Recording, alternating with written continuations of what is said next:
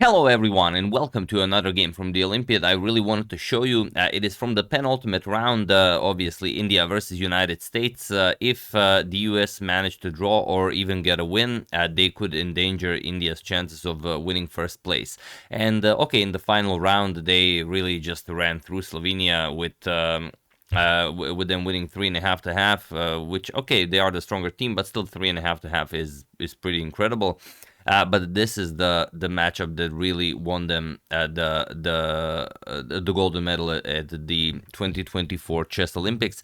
Arjun Erigaisi versus Leinier, Dominguez, Perez, and Gukesh defeated Fabiano Caruana on board 1, but then Prague lost to Wesley So on board 2, and it was up to Arjun to make the difference on board 3 against Leinier, as on board 4 Vidit drew against Aronian. It was a pretty tough game. Vidit was in some time trouble for the last 10 moves, but he managed to reach time control without being in any danger, and in the end they agreed to a draw. So before I show you this game, I just wanted to briefly go into the Wesley So versus Praggnanandhaa game, because it's a really wild game. Let me just make this a little bit larger. There we go. So yeah, let's check it out real quickly, and then I'm going to show you what happened in this one, just for you to understand the tension behind the moment. We have pawn to e4, pawn to e5 by Prague, knight to 3, knight to c6, and Wesley goes for the Italian game, as he usually does. We have bishop to c5, and not, of course, the strongest move, but rather castle's kingside. We have knight to f6, d3, d6, and pawn to c3. We have pawn to a6, all been played before, nothing new here. Pawn to a4, bishop to a7, and knight b to d2. We have castles, pawn to h3, again, nothing new being played here. Bishop to e6, captures, pawn to b4, finally played, and queen to e8. We have rook to a2, another known maneuver, nothing new here. We have knight to h5, and now there is a game where knight to b3 was played, but here we have knight to c4, and it is now, as of move 13, that we have a completely new game. So, okay, Prague lands a knight on f4, and pawn to b5, going after the knight on c6, knight to b8, and now king to h2, getting off of this diagonal, knight to d7, and pawn to g3, kicking away the knight back to g6, and b captures on a6. We have b captures, and king back to g2. We have pawn to d5, striking in the center, knight c to d2, and now knight to f6. Prague getting both of his knights into the attack on the king side, rook to e1, and rook to d8, nicely centralizing the rook, queen to e2, and queen to c6. Again, nicely aligning the queen with the king on this diagonal, pawn to c4, and now rook to f7, with the idea of maybe doubling up on the d or the f file. C captures on d5, e captures, and now knight to f1. We have pawn to h6, and knight 1 to h2. We have rook f to d7, doubling up on the d file, and pawn to a5. We have d captures on e4, d captures, and now rook to d3. The first inaccuracy of the game comes from Prague, and Wesley finds not the best move. The best move is rook to c2, going after the black queen, but he goes rook to d2 instead, and now Prague should just capture on d2, but Prague goes queen to b5, and now we have rook captures on d3. Rook captures on d3, queen to c2, now unpinning, and now rook back to d7. We have queen to a2 with check, and king to h7. And this is gets another question mark. King to h8 has to be played, but again, Wesley does not find the correct idea this move. And so many ideas were missed this game. I think it was pretty incredible that happened, but just goes to show that even an experienced player like Wesley can succumb to the tension of the moment. Sorry, not pawn to h4. The idea here is knight to g4. And the point is very simple. After knight captures, h captures, and okay, black plays really anything. Let's say pawn to c5, you start advancing your passed pawn, queen to e6, and there's really not much you can do. Knight to g5 check is coming, you're gonna control nicely everything, and let's say pawn to c4, you're gonna sacrifice the knight, h captures, rook to h1 check, and now even knight to h4 sort of allows you to survive for the moment. For example, g6, h captures, king g7, but just queen f6 check, and you will get checkmated one way or the other.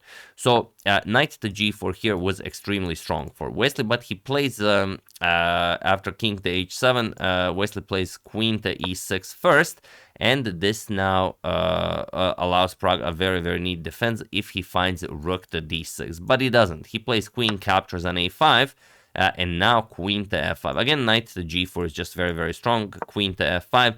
Now we have queen to a2, putting pressure on that f2 pawn, and Wesley tricks Pragg into playing rook to f1. Best here, Pragg tricks Wesley. Wesley should play knight to h4 and just take the free piece, because now the queen is guarding the f2 pawn. But okay, he tricked him, rook to f1 by Wesley, and now rook to e7.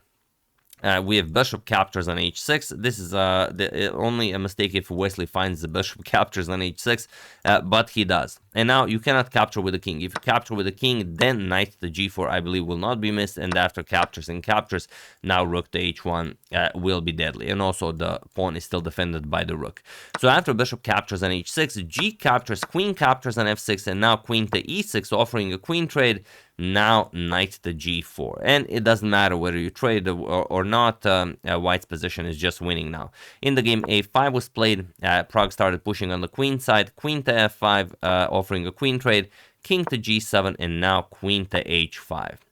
Sidestepping the queen trade, we have knight to h8 and knight to h4, going after that f5 square, king to h7, and now knight captures on h6, and it was in this position on move 41 that Praggnanandhaa resigned the game, as there is nothing more to be done here. If the knight is captured, then he runs into just a very nice fork, captures, knight to f5 check, you lose the rook, and then it's a knight and rook versus a knight and bishop. Also, Wesley is up a pawn, and Pragg cannot get out of this one. So not only did Pragg lose the game, he lost the only game that the Indian team lost this Olympiad. So no one else lost a single game. That's how incredible their performance was. But even that was not enough to stop them from winning not just gold, but the double gold and several individual golds. So okay, Pragg defeated Fabio on board 1. Then Wesley strikes back, beats Praggnanandhaa on board 2, and now we have to see what happened in this one. And it's not easy. I mean, Arjun, as incredible as he is, Leinier, Dominguez, Perez is, I mean, he's 27-48. He almost qualified for the candidates tournament this year. He is one amazing player. I mean, he is playing in one of the best teams in the world.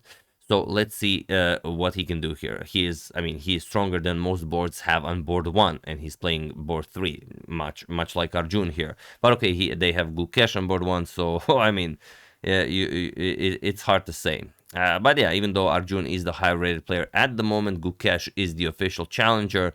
So I believe the two of them are very, very evenly matched. It's hard to say. I believe in classical over let's say if Gukesh and Arjun play the match, I believe Gukesh would be slightly better, but then again, it's very, very, very hard to say. Gukesh just plays like an engine, and Arjun just plays like an engine that's trying to trick you all the time. So it's it would be a fun match to watch. But okay, let's return to the game. Arjun with white opens with pawn to d4. We have pawn to d5 by Leinier, pawn to c4, and pawn to c6. We have knight f3, knight to f6, and knight to c3. We have pawn to a6, going for the chameleon variation of the Slav defense. Pawn to c5 looks a bit anti-positional, and 100 years ago it would probably be considered that, but now in the era of modern engines, anything can be played and anything is played. And you could counter it with something like knight bd7. It's a known idea. Bishop to f5, known idea. G6 followed by bishop to g7, all known. But here we have the immediate pawn to b6 by Leinier, and I guess he's trying to catch Arjun off guard. Because if you go for the standard reply, which is something like b4, then again pawn to a5, you don't have a3 because you still haven't developed your bishop, and the rook on a1 would hang. So you would have to play b5 right away, and now after b captures on c5 and d captures on c5, you don't capture here, but instead you will play pawn to e5. That's the ingredient. And after knight captures, bishop captures on c5, let's say e3, already it is black who sets the tone of the battle, and black is having a very, very good game. So after b6, okay, Arjun says I will just capture on b6, he captures, and queen captures is a non-move. We have knight bd7, definitely more rare, and now, okay, a couple of other moves have been played here, but pawn to a3, It is a new move, so as of move 7, we have a completely new game. Okay, Leinier grabs the pawn on b6. We have knight to a4, attacking the queen, and queen back to c7. If you go for a check, then bishop d2, nothing really happens here. Queen to c7 and pawn to g3. We have pawn to e6 and bishop to f4. Attacks the queen on c7, bishop to d6, offer a trade, and pawn to e3 now. Not wasting any time developing. And while you could mess up white's pawn structure, if you do this, g captures on f4 is what will be played. Arjun would have a firm grasp on the e5 square, on the c5 square, and also he will get the semi-open file for the rook to attack the g file. So after e3, we have pawn to a5, and now rook to c1. Okay, you're fighting against pawn to b4, obviously a very good idea. Castles, we have queen to c2 and bishop to b7. Just nicely developing. We have bishop to d3, putting pressure on h7, and pawn to h6 defending. We have castles and rook f to e8. Preparing pawn to e5 in some lines. If you can play that, you will be very happy. Rook f to d1, Arjun doesn't stop it, rather he invites it, and Leinier goes for it. Pawn to e5. Okay, d captures and knight captures, and now what do you play here as Arjun? Now, this is what I mean when I say he's very, very tricky. If you just trade here, let's say captures, let's say bishop captures, and queen captures, okay, you've traded some pieces, not much is happening. You can even land a knight on c5. This looks beautiful. Bishop c8, some like bishop to f1, maybe bishop to g2. Looks like an amazing position for white. Even though objectively, it's not all that much. I mean, it's nice, but the black's bishop is coming to f5, and black's position also comes alive. You'll put a rook maybe on b8. You will always be stopping b4. So it would be nice. So that's why after this knight captures on e5, Arjun plays knight to d4. And okay, he's now offering a bishop instead of a knight, which makes the game much more unbalanced, or rather, it seems much more unbalanced. Knight captures, bishop captures on d6, queen captures, and rook captures on d3. We have bishop to a6, putting pressure on the rook, and now the idea is, okay, if you triple up on the c file, then bishop to b5, will just defend the pawn. So Arjun goes rook to b3. Now, of course, bishop to b5, and the knight and rook are controlling that b5 square. So knight to d7, stopping rook to b6, and now knight to b6. Okay, you could play something like pawn to c5, and definitely you should. And that is what's played here. But just to show you what the idea is, after captures and captures, how do you stop rook captures on c6? You'll play something like rook e to c8, then comes queen c5, and there's nothing you can do here. The material will start coming off. Either you trade queens and then you capture the pawn, or the queen moves, and now you just capture on c6. So there's no way to stop that. So that's why pawn to c5, Leinier playing, well, as a true 2700. Knight captures on a8, he sacrifices the exchange, rook captures, and now knight to b5, attacking the queen, trying to get the bishop off the board, but queen to c6, and now pawn to a4. So what is his compensation for the sacrificed exchange? Well, he does have this amazing central control, and if the rooks will not be all that impressive, and the bishop gets control of this diagonal or this diagonal, that will be the compensation. So, okay, we have pawn to g6, stopping queen to f5. Also, the pawn on d5 stops queen to e4. We have rook to c3, and now bishop captures on b5. A captures, queen captures, and rook to d1. This is how Arjun makes progress. He sacrifices a pawn for some very active counterplay. Queen to c6 and rook c to d3, putting pressure on the d5 pawn, and now knight to f6 defending. And it seems like Arjun sacrifices the pawn for nothing. There is no way to break through, and it is only a matter of time before Leinier starts pushing with c4, a4, a3. So what did he miss here? What is the only move that wins the game for Arjun? Feel free to pause the video and win the game, and perhaps the entire Olympiad, while I give you a couple of seconds.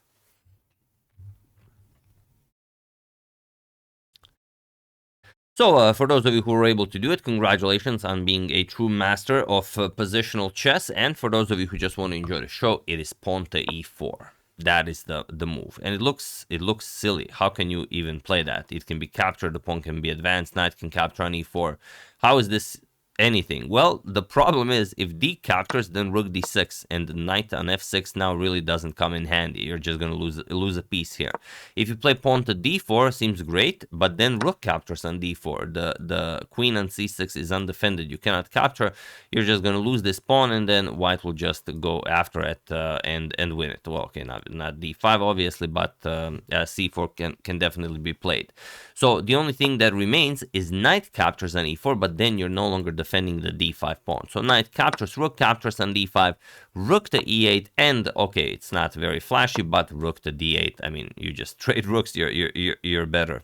Knight to g5, we have rook captures on e8, queen captures, and now queen d3, just keeping that f3 square under control. We have knight to e6 now guarding d8, and queen to e3.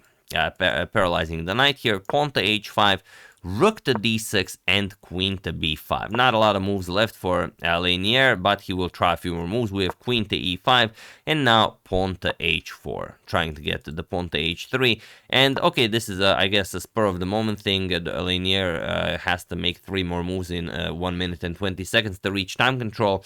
Something like a4 perhaps holds a little bit better, even though the position is really, really bad. But okay, h4, g captures. Arjun says, thank you for the free pawn. I don't mind opening up my king a little bit, and queen to c4.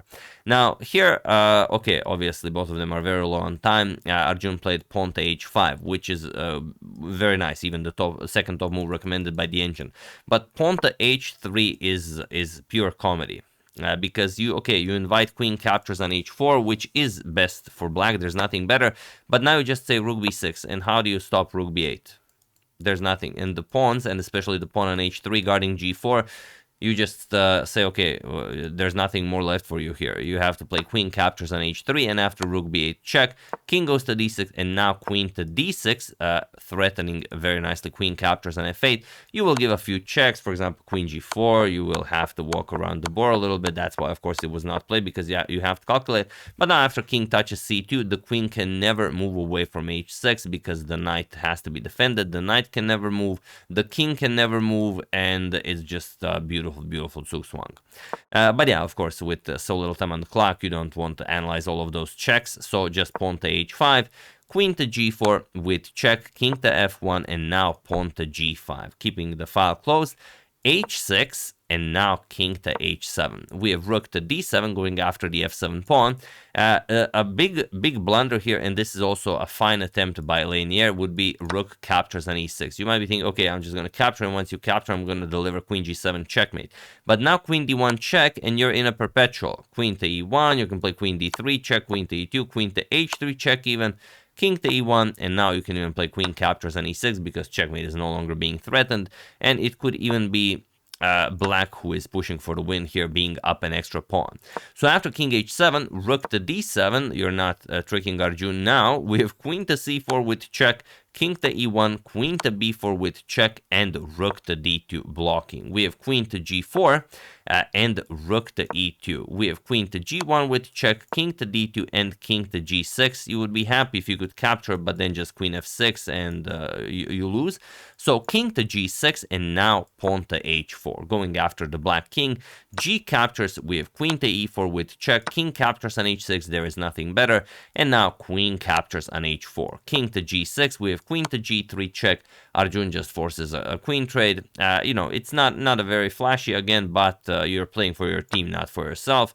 Captures, we have king to g5, rook to e3, and now king to g4. So you still have to win it, but of course Arjun can win this in his sleep.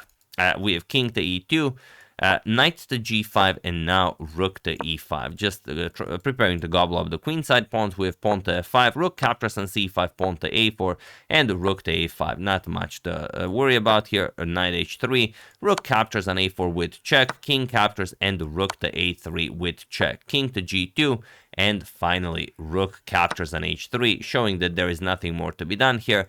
King captures, allowing Arjun to make one more mistake, and you're white here. What do you play?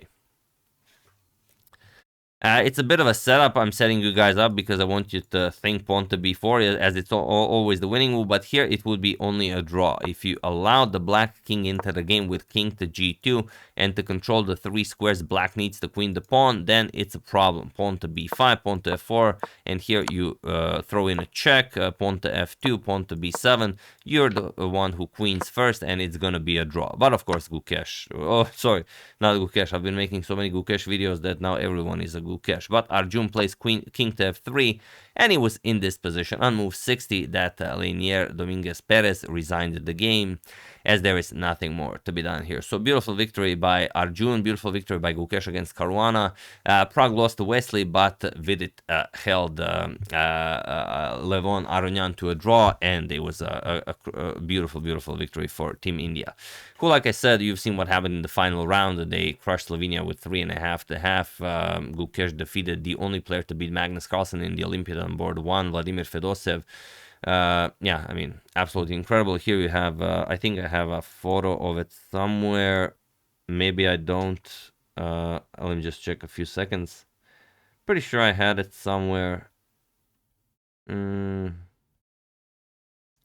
I don't. But even better, you can find it yourselves on Twitter. Go look at Chessbase India's Twitter, and you will see some very nice photos there. But yeah, I mean, absolutely incredible. Not only do they win the open section of the Olympiad, they also won the first place in Women's Olympiad. And you might think, okay, that's not that special, but it only happened like twice in modern times. India now in 2024, and China won it not in 2020 but in 2018. They won both first place in the open section and in the women's section. And before that, you know, during the Cold War, maybe, okay, back then they probably won every one of them, both the open and I think it wasn't the open, it was the men's and the women's section then. But yeah, other than that, only India and China in modern times. So absolutely incredible. And yeah, of course, Gukesh is the best board 1, you know, hands down. He played the second best tournament ever, the top one being Fabiano's Caruana, you know, rampage of the Singfield Cup in 2014 that we've just covered. He had almost a 3100 rating performance, and here Gukesh had like 3053 or 3056, something like that. Arjun was the best board 3, also an incredible performance. Both him and Gukesh, only 2 draws, all of the other games were won, and Arjun played an extra game. So Arjun had one more game played than Gukesh. Divya Deshmukh also won the best board, and Vantika Agrawal also won best board for India. So yeah, I mean, what a team, what teams, incredible stuff. And we can only see what happens in the future, because now they have Gukesh, they have Arjun, they have all of these amazing players, Praggnanandhaa. I mean, they're playing without Nihal Sarin. I mean, so they have other youngsters who are just as strong, but you know, not playing at the moment. So we'll see. And in the top, these are the top ratings. So you can see that now, okay, they've updated it. Magnus Carlsen, okay, still number 1 with 2830. Hikaru, sorry about that, Hikaru 2802, and Arjun Erigaisi 2797. He is world number 3, Fabi world number 4, Gukesh now world number 5. But I mean, they're all 2 games away max from breaching 2800. Other big movers, Norbek Abdusatro won 16 points in, but Gukesh plus 30. I mean, that's insane. So I'm very much looking forward to seeing, will he play few more games and go as a 2800 against Ding, or will he break 2800 against Ding? Because it could happen. Duda also won some rating, 7 points. Levon Aronian won some rating, and MVL also won some rating. Not a lot of big losers. Like the most rating lost is Leinier, Dominguez, Perez with -7, and we have, okay, yeah, not a lot here. Yeah, nothing weird. Yu Yanggi also 13 points, 6 for Rapport, 6 for Vidit, Alexis Arana 4 points, yeah, and Anish Giri 4 points. So yeah, That's the game, and a little bit of extra info about the Olympiad. Hope you guys enjoyed it, and if you have any other games that I've missed or you really want me to show that feature some incredible moves, or maybe they just feature your favorite players, use that hashtag suggestion and I will gladly go over it. But yeah, huge congratulations to India. Like I said, only tomorrow will tell what will happen. The sky's the limit, and we are very much looking forward to that Gukesh versus Ding match. It could go either way, but I mean, at the rate Gukesh is playing, I think there is only one way it can go. Unless, the Ding we've been seeing for the past year is not the Ding that appears at the World Chess Championship match. If that happens, then I believe Ding has a chance, but if not, I just don't see Gukesh being stopped by Ding in his current form. So yeah, that's the game. Hope you guys enjoyed it. I would like to thank Anthony, Littleman, an anonymous person, Grandmaster Uncle Moves Only, and Ranko Djogašević for your contribution to my channel. Thank you a lot. I really appreciate it. As usual, you can check 2 of my previous videos here. Thank you all for watching, and I will see you soon, continuing to check upon your wonderful suggestions and whatever else happens in the chess world. So thank you all. I will see you soon, and have an excellent rest of your day.